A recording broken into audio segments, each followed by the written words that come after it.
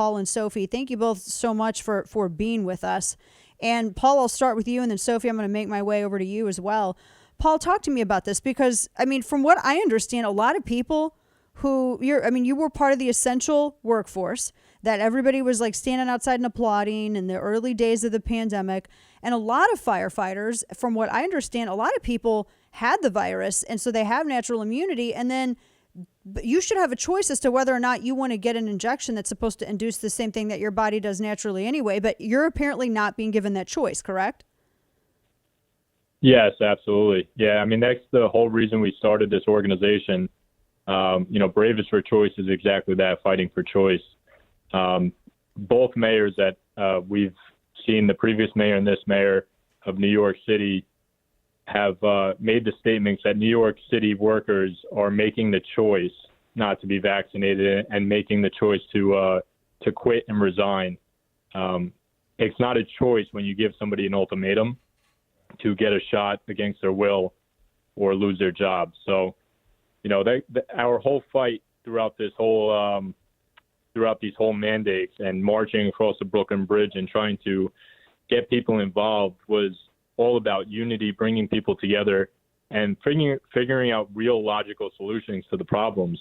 And it's staring everybody in the face because, quite frankly, most of these city agencies have been using a testing option throughout the height of the pandemic. So we're not sure why all of a sudden it's not a safe thing to use now once we've kind of calmed down with the cases. And so we're trying to really appeal to this new mayor to let him know that, me and Sophie and I are Marines, and that's our background. And I think it's really something that we came together because Marines don't quit, right? We've taken a couple oaths in our lives, and we take those very seriously. We want to protect the people of New York City and do what we signed up to do.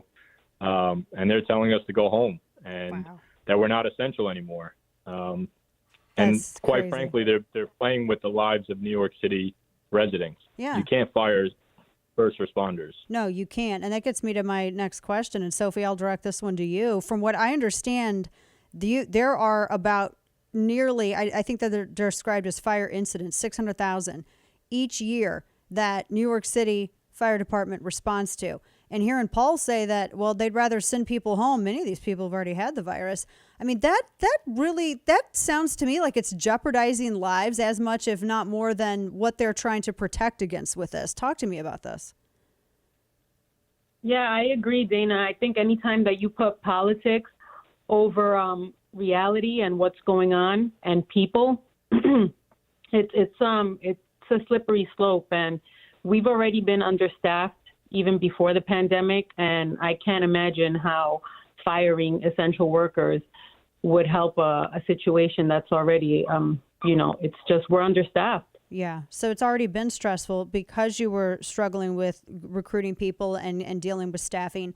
And then this has made it even worse. And I mean, it's really, Sophie, it is startling when you think what that means if somebody, you got an incident, you got to call 911. Somebody's, having a cardiac event or somebody's house is on fire. I mean, what does that mean to the response time if somebody calls 911, if all these people are being told to go home now? Right. It's just less people to respond to incidences. It's firehouses covering for other areas, and then those areas having to be covered by another fire vehicle, whether it's a truck or an engine.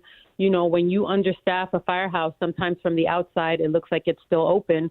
But if you have two companies in that firehouse and only one is operational because of staffing issues, that's a problem. And the public needs to know that. Yeah, absolutely. We're talking with the founders of BravestForChoice, Paul Schweit and Sophy Medina. They've been speaking out and organizing against the injection mandate in New York. And we were I was mentioning the headline a little earlier, over 1,400 municipal workers being sent home. First responders are being sent home.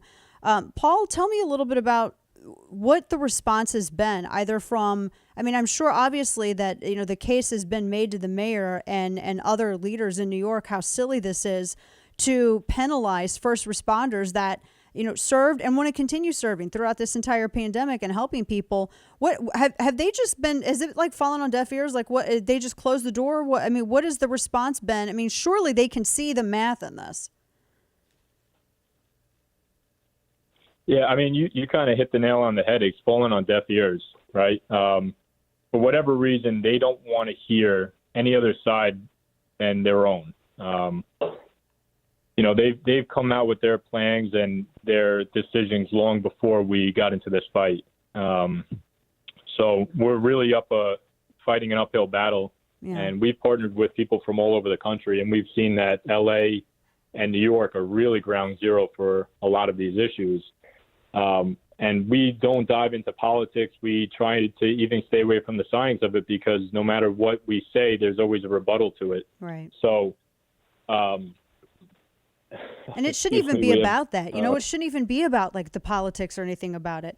I mean, and that's what, and I think that's why there's so much energy, because this is just about your right to determine whether or not you want to get an injection or not. I mean, that's really what it is. I wanted to get, Paul, your thoughts on Adams. He was being asked about some of these people who are resigning positions, and he had said that they're not being terminated, they're quitting. And I think this was in reference to some of those municipal workers.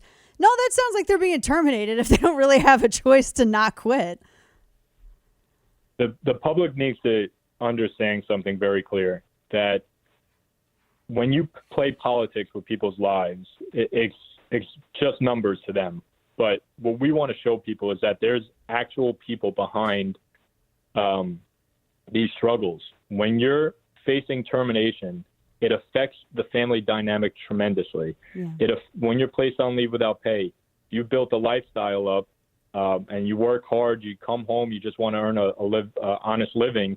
And when that's taken away from you, all these things are huge stressors in our lives, and we already deal with a stressful career as it is. So for anybody to play politics and play, with words and to tell the public that, these people have a choice in the matter, is beyond me. I don't know how they sleep at night, because you're tearing families apart. You're making people's situations way worse than they ever have been before, in a time period where everybody's struggling already. So, I'm telling you right now that I personally know firefighters and other city employees that were terminated. They did not make a decision to be, they actually had the opportunity to vest out of their careers or retire early. I'm talking about a whole bunch of money left on the table for retirement and lifelong health care. And one individual in particular, said to me, Paul, this is not about money or benefits. This is about principle.